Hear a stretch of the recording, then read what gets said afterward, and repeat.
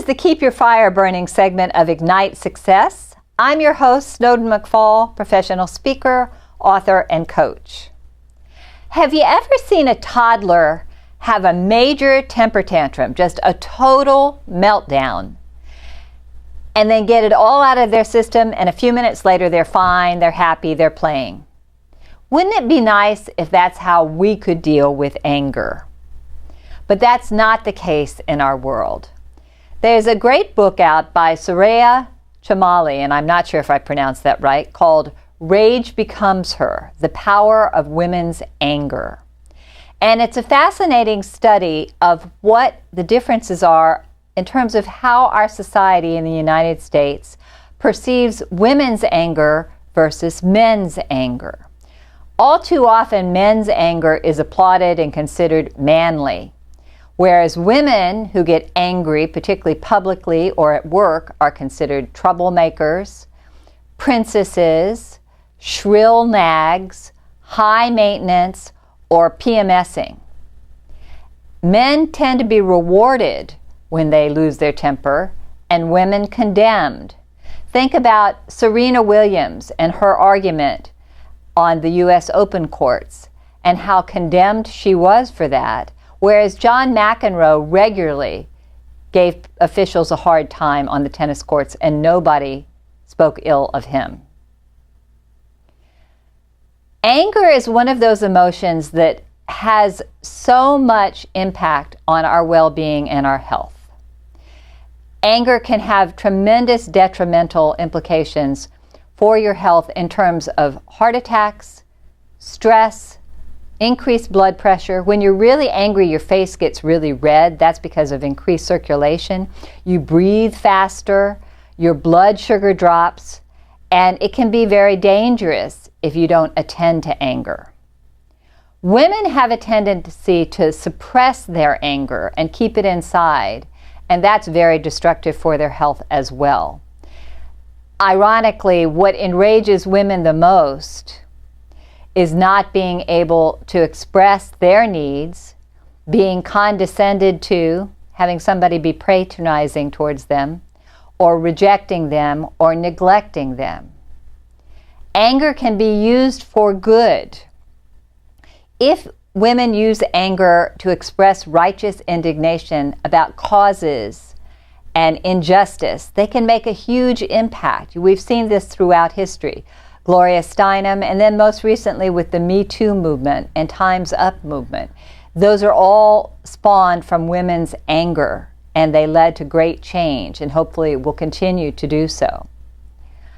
But all too often, women have a tendency when they get angry to keep it inside or turn it against themselves. You know, I don't know if you've ever had the experience of watching a couple men get really angry at each other in a business meeting, and they yell and they holler, and then 10 minutes later they're going out and they're going to go play basketball over lunch.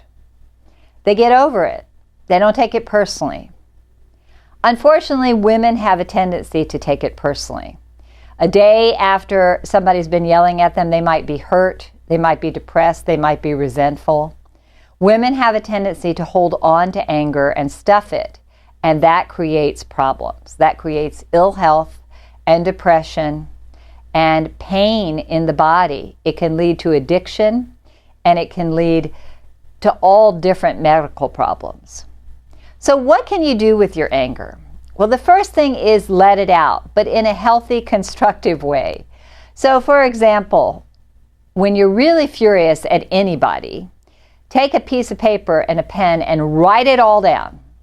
And then when you're done, tear it up and burn it or flush it down the toilet. Just get it all out of your system. Don't keep it inside.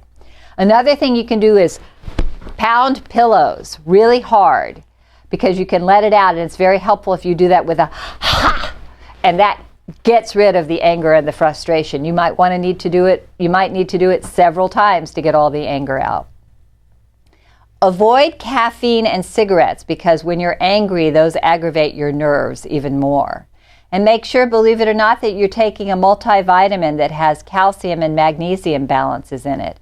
And omega-3 fish oil can be very good for it.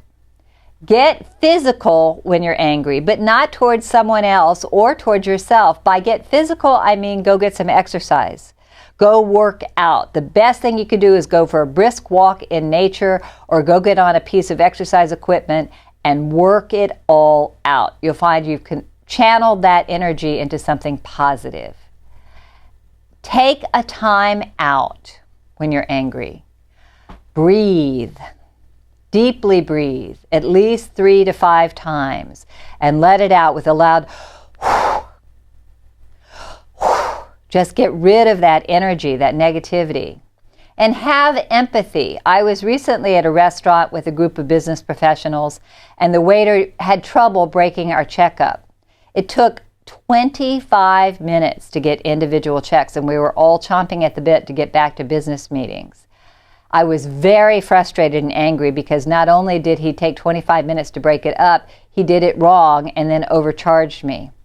And as I sat in my car seething afterwards and I started deep breathing, I moved to empathy. I thought, well, he's an older gentleman. He's not comfortable with computers, and this was on an automated system.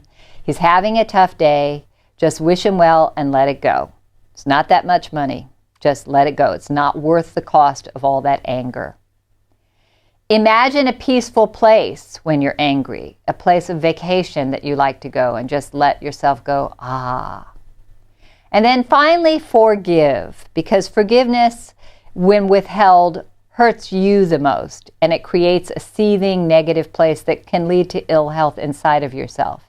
You don't forgive someone else for them. You forgive them for yourself. So my wish for you is that you channel your anger in positive ways, you speak up against injustice, and that together we can respect and encourage each other more as we express our concerns about what's going wrong. I hope this will help you fuel your fire.